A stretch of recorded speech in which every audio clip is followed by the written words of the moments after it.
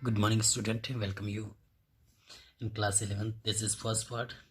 In this part, we are going to study about debenture. Okay, definition of debenture. देखिए definition हम यहाँ देखेंगे debenture का. Including debenture, stocks, bond or any other instrument of a company evidence a debt, whether constituting a charge on the assets of the company or not. ठीक है. Debenture are common security issued. देखिए debenture एक तरह से common security issue under borrowed fund capital. जो भी उधार लेता है, ठीक है, कंपनी लोगों से, पब्लिक से जो पैसा इकट्ठा लेती उधार के तौर पे, ठीक, बोरोड फंड है कैपिटल का. तो debenture are instrument for raising long term debt. देखिए एक तरह से डिबेंचर आर इंस्ट्रूमेंट, एक तरह का एक इंस्ट्रूमेंट है जो कि लोन को बढ़ा देती है लॉन्ग टर्म डेट, कि लंबे समय के लिए आप कैपिटल कंपनी के लिए, जो कंपनी को एक्सपांड करने के लिए जो लोन ले रहे हैं वो बढ़ा देती है. Debenture are called creditorship security because debenture holder are called creditor of a company. और डिबेंचर होल्डर, जो डिबेंचर होल्डर है वो कहलाते हैं क्रेडिटर कंपनी. ठीक है, कंपनी को क्रेडिट देने वाले, तो ये लंबे समय के लिए जो पैसा देता है ये कहलाता है डिबेंचर. ठीक है, ये सभी लगभग एक सी हैं. ठीक है, हमने पिछले इसमें देखा था, ऑनर्स फंड में भी आए थे. ठीक है, इक्विटी शेयर, प्रेफरेंस शेयर, तो इस तरह से मिलते जुलते ही हैं, कोई ज़्यादा डिफरेंस नहीं है इनमें, लेकिन थोड़ी सी टर्म कंडीशन अलग अलग हो सकती है. हालांकि ये सभी कंपनी को फंड देते हैं. ठीक है, वो किसी न किसी वे में. Debenture can be define as a document of certificate. देखिए यहाँ पे डिबेंचर को डिफाइन किया गया अ डॉक्यूमेंट और सर्टिफिकेट. एक तरह का डॉक्यूमेंट या सर्टिफिकेट है issued by company under its seal और एक्नॉलेजमेंट. क्योंकि कंपनी के द्वारा ये इशू किया जाता है सील और acknowledgement of its debt. Holder of debenture certificate is called debenture holder. और जो होल्डर है वो सर्टिफिकेट जो इशू करता है वो कहलाता है डिबेंचर होल्डर. अब देखिए इसके फीचर्स हम देखेंगे. यहाँ पे फीचर्स देखेंगे. Borrowed fund, debenture are part of borrowed fund. देखिए डिबेंचर भी एक तरह से पार्ट होता है बोरोड फंड का. Capital as a debenture, holder are the consider as the creditor to the company. ठीक है, debenture are the part of borrowed fund. ये बोरोड फंड का क्या ही एक पार्ट होता है. And holder are consider as the creditor to the company. जो होल्डर होता है, डिबेंचर होल्डर होता है, वो क्रेडिटर कहलाता है कंपनी को पैसे देने वाला. Fix rate of interest. देखिए इसमें जो डिबेंचर होल्डर होता है उनको फिक्स रेट ऑफ इंटरेस्ट दिया जाता है. The interest on debenture is paid at a fix rate. The rate of interest is decided in the annual general meeting of the company. Company की जो annual general meeting होती है उसके बाद ही उसको डिसाइड दिया जाता है. नेक्स्ट आता है compulsory payment of interest. Payment of regular and fix rate of interest is legal. देखिए इसका जो पेमेंट है वो रेगुलर होता है या फिक्स रेट होता है इंटरेस्ट का, is legal obligation of the company. Company has to pay interest to its debenture holder irrespective of its profit earning capacity. Next आता है सिक्योरिटी. देखिए सिक्योरिटी हम देखेंगे यहाँ पे. तो most of the time debenture are issue against the charge of some fix asset of the company. देखिए mostly यहाँ पे फिक्स असेट के तौर पे वो चार्ज करती है. Next redeemable. Debenture are always redeem और paid back on expiry of a fix period of time. देखिए इनको जो फिक्स पीरियड होता है टाइम, उसके बाद इसको रीपेमेंट कर दिया जाता है. No voting rights. जैसे कि यहाँ पे हम देख चुके पहले भी, इक्विटी शेयर को वोटिंग राइट्स होते हैं, यहाँ पे प्रेफरेंस को नहीं होता है. लेकिन एक कंडीशन आती है कि 2 साल तक यदि उनको डिविडेंड नहीं मिलता तो उनको वोटिंग राइट्स मिल जाता है. लेकिन यहाँ देखिए डिबेंचर की बात हो रही थी, इनको कोई वोटिंग राइट नहीं है. अब देखिए कंडीशन क्या कहती है इसमें. Debenture are has no say in the management as they are never granting voting rights in the company. लेकिन इनको कभी भी वोटिंग राइट नहीं मिलता, चाहे इनको डिविडेंड मिले या नहीं मिले. हालांकि ऑलरेडी ऊपर जिक्र किया गया है कि इनको एक फिक्स पीरियड के बाद जो डिविडेंड है वो मिल जाता है, इंटरेस्ट.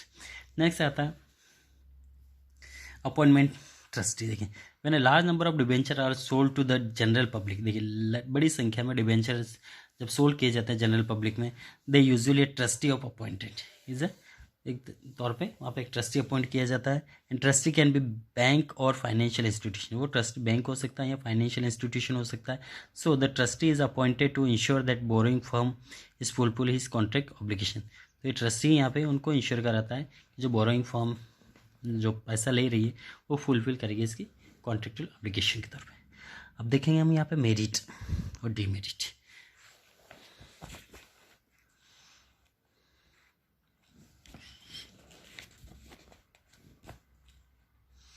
अब मेरिट देखिए, merit of advantage of debenture.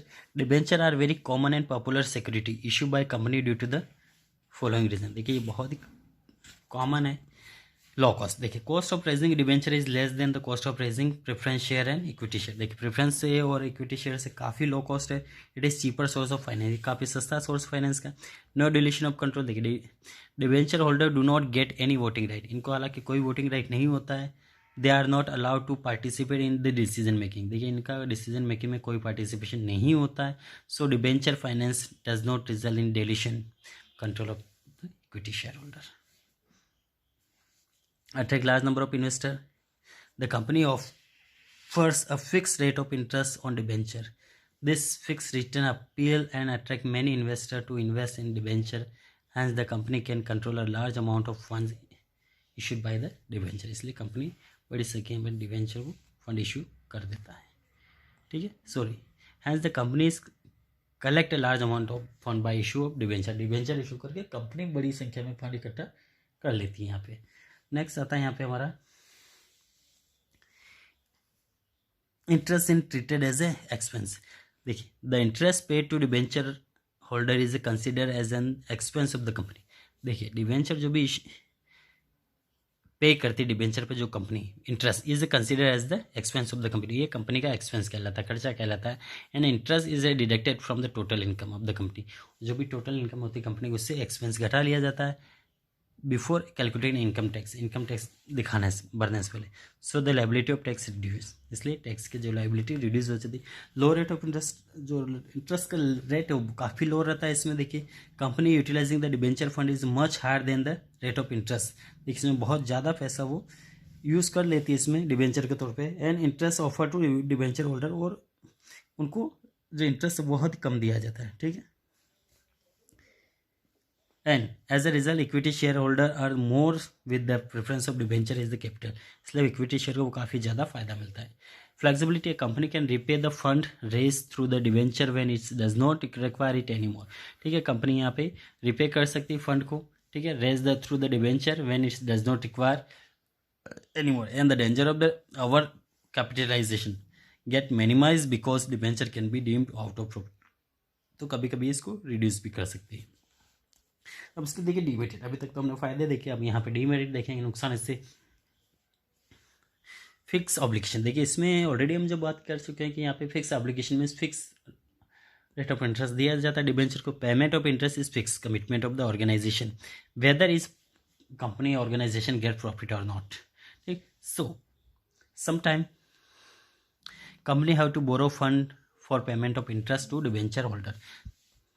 Reduction in credibility, देखिए financial institution and lender hesitate to lend fund in the companies having more debenture. देखिए यहाँ पे फाइनेंशियल जो इंस्टीट्यूशन है या लेंडर है hesitate to lend fund in the company having more debenture, तो यहाँ पे जो क्रेडिबिलिटी वो रिड्यूस हो जाती है इसके कंपनी का। The credit worthiness a company which has the issued a large number of debenture is low, तो यदि ज़्यादा वो डिबेंचर इशू करती है तो उसकी वैल्यू जो कम हो जाती है यहाँ पे। चार्ज ऑन असेट, देखिए usually debenture are issue against the security of fix asset. देखिए यूजुअली जो फिक्स असेट होता है उसके अगेंस्ट ही उनको डिबेंचर इशू किया जाता है।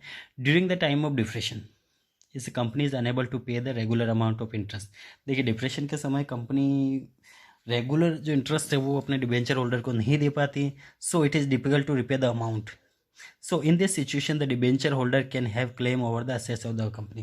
तो इस कंडीशन में क्या होता है कि जो डिबेंचर होल्डर होते हैं वो कंपनी से पैसा, उसके जो फिक्स असेट उस पर वो क्लेम कर सकते हैं। नाउ नेक्स्ट आता है वोटिंग राइट्स। देखिए वोटिंग राइट्स में debenture holder are not allowed to vote in the management of company. देखिए जो मैनेजमेंट है कंपनी का उसमें उनको राइट नहीं होता है वो वोट करें। So all the decision regarding interest rate of debenture are taken by the equity share holder only. जो भी डिसीजन लिया जाता है रेट ऑफ इंटरेस्ट का डिबेंचर के लिए तो वो सारा लिया जाता है इक्विटी शेयर होल्डर से। So there are the main remain at the mercy of equity share holder, ये सारे उसकी मर्सी पर डिपेंड करता है शेयर होल्डर के। Okay now remain in next part we will study about difference between share and debenture. Thank you.